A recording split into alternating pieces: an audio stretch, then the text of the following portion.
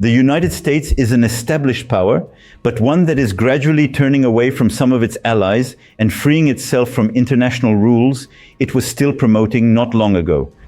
We reject the new colonialism and the new imperialism, but we also reject vassalization and defeatism.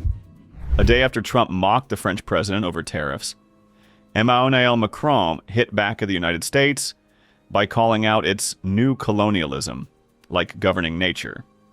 In short, he blasted the Trump administration over its new obsession, Greenland.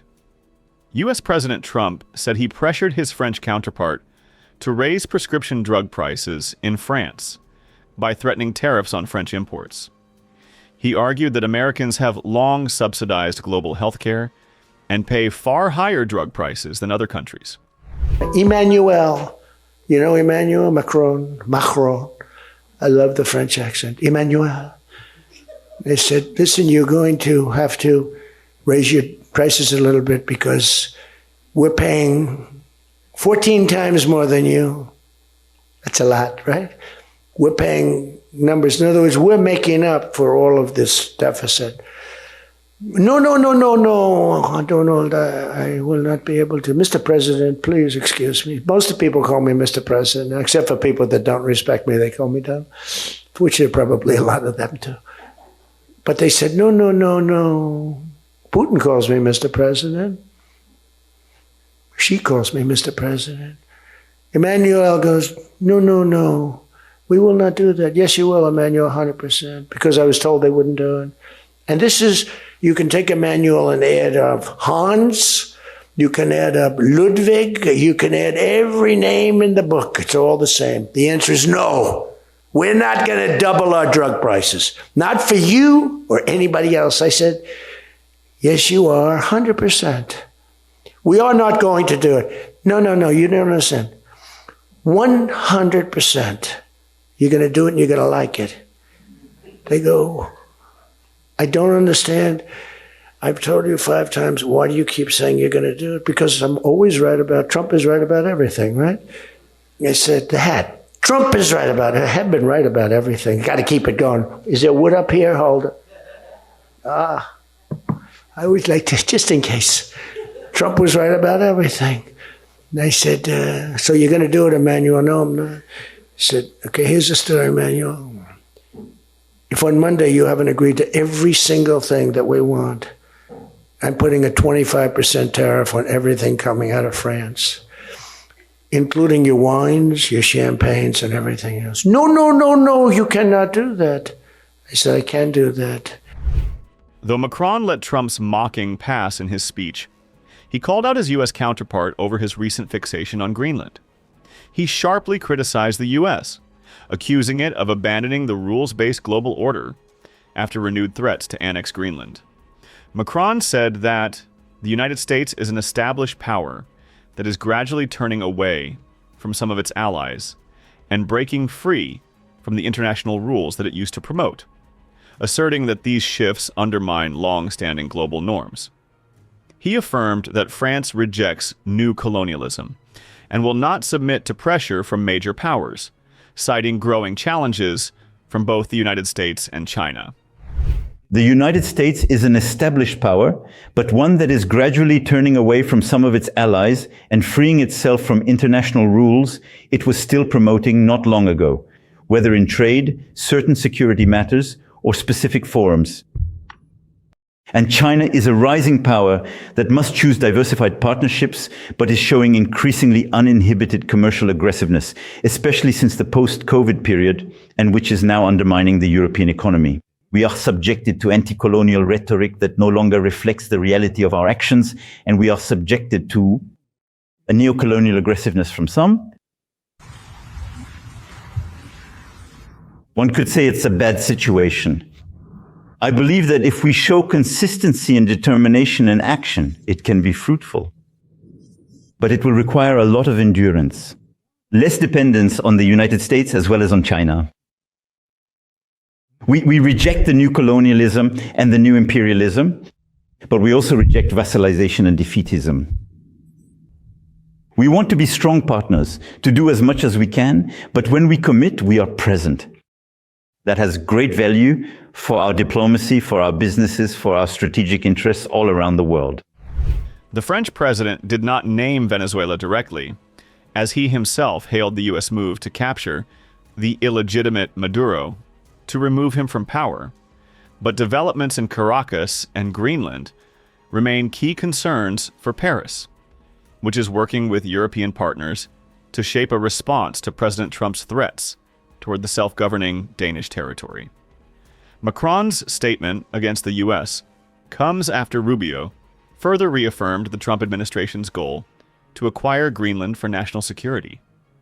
He also informed that he would meet the two countries' officials next week. But will the U.S. opt for another military operation, like Venezuela? Watch what the U.S. Secretary of State has said. Why has the administration not taken Denmark's offer to discuss the situation in Greenland? And I'll be meeting with them next week. But will you take military intervention off the table? I'm not here to talk about Denmark or military intervention. I'll be meeting with them next week. We'll have those conversations with them then. But I'm not having anything further to add to that today. Can you clarify your comments to lawmakers? Does the U.S. intend to buy Greenland? Does the U.S. intend to buy Greenland? Can you clarify your comments to lawmakers this week? Well, that's always been the president's intent from the very beginning. He said it very early on. I mean, this is not new. He talked about it in his first term, and he's not the first U.S. president that has examined or looked at how could we acquire Greenland. There's an interest there. But so I just reminded them of the fact that not only did Truman want to do it, but President Trump's been talking about this since his first term. The White House put out a statement last night saying that the military option is on the table. Lost a lot of weight. Thank you, Mr. Secretary. They said the military option is on the table. So is the administration really willing to risk the NATO alliance by potentially moving ahead with military operations? What I think the White House said yesterday is what I will tell you now, and I've always said. The president always retained the option. Every president, not this president, every president always retains the option. I'm not talking about Greenland. I'm just talking about globally. If the president identifies a threat to the national security of the United States, every president retains the option to address it through military means. As a diplomat, which is what I am now, and what we work on, we always prefer to settle it in different ways. That included in Venezuela. We tried repeatedly to reach an outcome here that did not involve having to go in and grab an indicted drug trafficker. Those were unsuccessful, unfortunately. An adamant Trump has repeatedly voiced his demand for Greenland for national security and downplayed his desire to acquire the Arctic island for its richness in rare earth minerals, which he believes will help the U.S. beat China at its own game. We need it for national protection. We need Greenland for national protection. They have a very small population.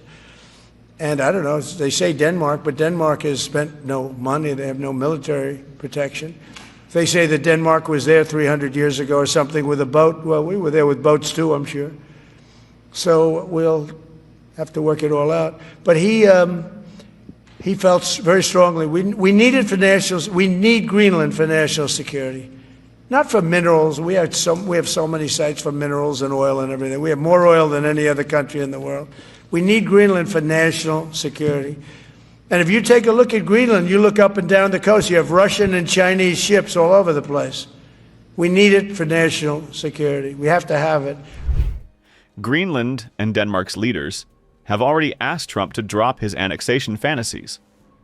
The Danish PM even threatened Trump that if the U.S. aims for a military intervention, it would be the end of NATO. The United States of America took over Venezuela within a mere few hours, and Greenland is an even easier target than Venezuela.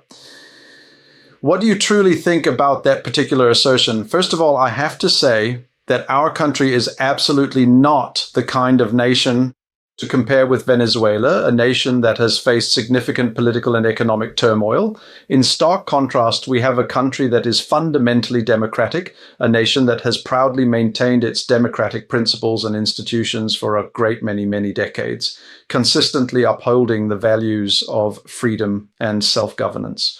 And if we take a moment to truly look at the broader, bigger picture, I can certainly understand that some individuals and groups are genuinely concerned about the potential implications or future developments, but it's crucial to consider the full context.